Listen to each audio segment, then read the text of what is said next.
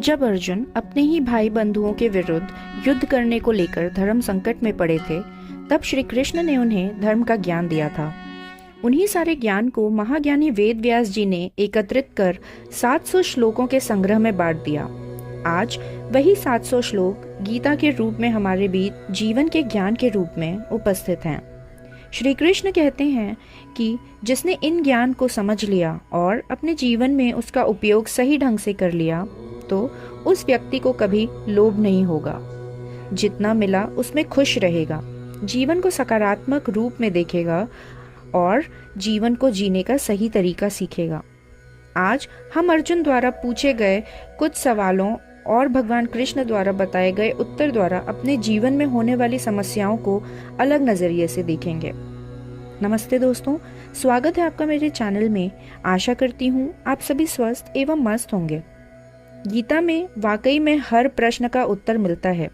बस उसका एक ही रूल है कि जब आप गीता पढ़ें या सुनें तो उस समय अपने आप को अर्जुन की जगह रखकर उसका अध्ययन करें।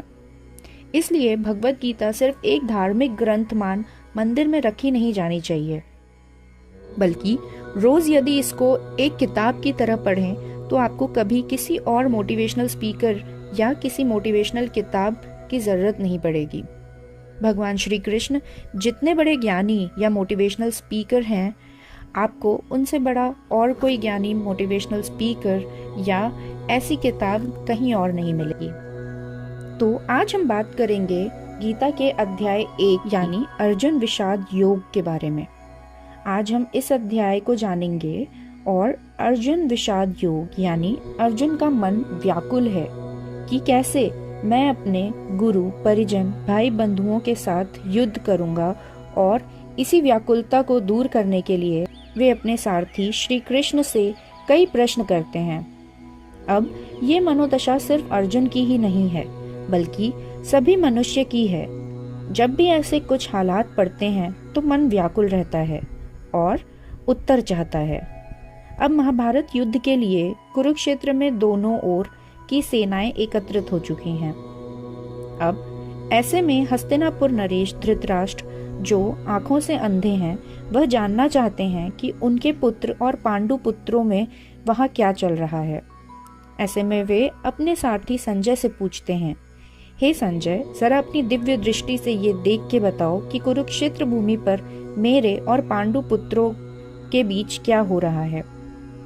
शायद उन्हें पहले से ही अनुमान था कि इस युद्ध में भले उनके पुत्र 100 हैं, लेकिन फिर भी वह 5 पांडु पुत्रों के आगे कम पड़ जाएंगे। वह ये भी जानते थे कि धर्म वही है जहां वासुदेव हैं। भले धृतराष्ट्र आंखों से अंधे थे, मगर उनका मन तो हमारी ही तरह व्याकुल था, और वे हमेशा यह जानने की लालसा में रहते थे कि आखिर युद्ध भूमि पर क्या हो रहा है। संजय अपने राजन को कहते हैं, इस समय आपके पुत्र दुर्योधन ने सबसे पहले पांडवों द्वारा किए गए व्यू रचना को देखा और अपने गुरु द्रोण के पास जाकर कह रहे हैं कि आपके सामने पांडु पुत्र के बड़ी सी सेना का इस व्यू का रचयिता आप ही का शिष्य और द्रुपद पुत्र धृष्टद्युम्न है। सामने खड़े इस युद्ध में बड़े बड़े धनुषधारी और भीष्म और अर्जुन की भांति बलवान योद्धा भी हैं, और भी होनहार, बुद्धिमान एवं बलशाली पराक्रमी उस ओर से मुकाबला करने की तैयारी में हैं। यानी दुर्योधन अपने विपक्ष के लोगों को और उनकी ताकत को भली भांति समझने की कोशिश कर रहा है। हमारे जीवन में भी हम किसी भी फील्ड में यदि कदम रखते हैं तो उसके पहले उस फील्ड के दिग्गजों को या अपने कॉम्पिटिटर्स को जान लेना आवश्यक होता है।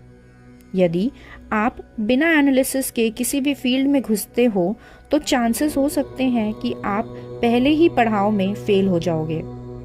अब गुरु द्रोण दुर्योधन से कहते हैं कि हमें विपक्ष क्षेत्र की ताकत का तो अंदाजा हो गया, अब हम अपनी ताकत भी देख लें। तब दुर्योधन कहते हैं, हमारे पास स्वयं आप श्रेष्ठ और भीष्म पितामह हैं, साथ ही कृपाचार्य, अश्वत्थामा, कर्ण, विकर्ण आदि महान योद्धा भी हैं। उसके साथ ही मेरे पास काफी बलशाली और चतुर सेना है। भीष्म पितामह द्वारा रची सेना अजेय है। और भीम द्वारा रचित उस सेना से काफी बलवान है। यहाँ दुर्योधन का अहंकार साफ दिखाई पड़ रहा है, यानी आज हमारे पास जो है उस पे इतना गुरूर नहीं कर सकते, क्योंकि इस जीवन में कुछ स्थायी नहीं है। आज जो है शायद कल ना हो, इसलिए हमें बहुत जल्दी किसी निष्कर्ष पर नहीं निकलना चाहिए। दुर्योधन ने अपना अहंकार तो पहले ही दिखा दिया, मगर उसके मन में पितामह के वृद्ध होने को लेकर एक कमी सी जागी। इसलिए अपने सेना को उसने आदेश दिया था कि वह सभी भीष्म पितामह को चारों ओर से घेरे रहें, जबकि उसे पता था कि बिना उनकी स्वयं की मर्जी से उन्हें मृत्यु छू भी नहीं सकती। लेकिन इंसान को जब अपने किसी भी कमी का अंदेशा होता है तो वह उसे छुपाने की पूरी कोशिश करता है, जो यहाँ दुर्योधन कर रहा था, ताकि हमारे विरुद्ध किसी को हमारे इस कमी के बारे में पता न चल जाए। अब युद्ध की घड़ी निकट आई। तब भीष्म पितामह ने उच्च स्वर में सिंह की दहाड़ के समान शंख बजाया। इस शंख की आवाज ने कौरवों में एक अलग सी ऊर्जा डाल दी। तब पांडवों की ओर से श्री कृष्ण ने अपने पांचजन्य नामक शंख को बजाया। फिर अर्जुन ने देवदत्त नामक और भीम ने पौंड्र्य नामक महाशंख बजाए। फिर युधिष्ठिर ने अनंत विजय नामक और नकुल तथा सहदेव ने सुघोष तथा मणिपुष्पक नामक शंख बजाए। इस तरह से पांडवों ने अपने शंख की आवाज से कौरव पक्ष वालों के हृदय में एक आशंका उत्पन्न कर दी। इसी तरह जब भी हम जीवन में लो फील करें तो हमें इस शंख जैसे किसी चीज की जरूरत होती है, जो हमें पुनः प्रोत्साहित करने में मदद करती है। वह चीज कुछ भी हो सकती है, जैसे कोई संगीत या अपना कोई दोस्त जिसे हम अपने दिल की दुविधा बता सकें, जो आपको एनकरेज करे। अभी शंखों की आवाज थमी भी नहीं थी कि अर्जुन अपने सारथी श्री कृष्ण से कहते हैं कि हे माधव, आप मुझे दोनों पक्षों के मध्य में ले चलिए, ताकि मैं युद्ध में डटे मेरे संबंधियों को देख सकूं और मैं किन किन विपक्षियों के साथ युद्ध करने योग्य हूँ यह भी समझ सकूं। तब श्री कृष्ण रथ को दोनों पक्षों के बीच ले गए और कहा, हे पार्थ, यह लो, अब हम दोनों पक्षों के बीचों बीच हैं। तब अर्जुन ने सबसे पहले भीष्म पितामह और अपने गुरु द्रोणाचार्य को देखा। फिर दोनों पक्षों में उपस्थित अपने ताऊ, मामा, काका, पुत्रों, पौत्रों, मित्र आदि को देखा। ये देख अर्जुन का मन करुणा से भर जाता है और उनके मन में अनेक शंकाएं घर बना लेती हैं। ठीक अर्जुन की तरह ही हमें भी अपनों के विरुद्ध चयन करना बहुत कठिन लगता है। अपने परिवारजनों को देख अर्जुन श्री कृष्ण से कहते हैं, हे माधव, इन सभी को देख मेरे अंग शिथिल और मुख सूख रहा है तथा मेरे शरीर में कंपन हो रही है। हाथ से गांडीव धनुष भी गिर रहा है, इसलिए मैं खड़े रहने के भी समर्थ नहीं हूँ। ऐसी स्थिति हमारे साथ भी होती है। जब हम बहुत नर्वस होते हैं तब हमें भी ऐसे ही पसीने छूटते हैं और हमें लगता है कि यह हमसे नहीं हो पाएगा। फिर वह कहते हैं, हे माधव, मैं युद्ध में अपने स्वजनों को मार कर कोई कल्याण भी नहीं देखता। मैं अपने लोगों को मार ना विजय चाहता हूँ, ना ही राज्य। ऐसे राज्य या जीत का क्या फायदा जो स्वजनों को क्षति पहुँचा के हासिल हो। हम पाप के भोगी ही बनेंगे, परिजन हत्या करके। अगर ये हम अपनी रियल लाइफ में देखें तो अब तो हम काफ़ी लोग न्यूक्लियर फैमिलीज़ में रहने लगे हैं, तो ऐसी परिस्थितियाँ अब कम हो गई हैं। मगर पहले जब सारा परिवार एक साथ रहता था तब आए दिन कोई नई नोकझोंक होती रहती थी, जिससे आपसी संबंध खराब होते थे। मगर ऐसी परिस्थिति में ये सोचना कि जिनसे हम मतभेद कर रहे हैं वो तो हमारे ही परिवारजन हैं और उन पे सब कुछ लुटा देना, क्या आपको ये सही लगता है? स्वयं विचार करिएगा। आगे अर्जुन कहते हैं कि क्या अपनों को तकलीफ देकर जीती हुई बाजी से कोई लाभ होगा?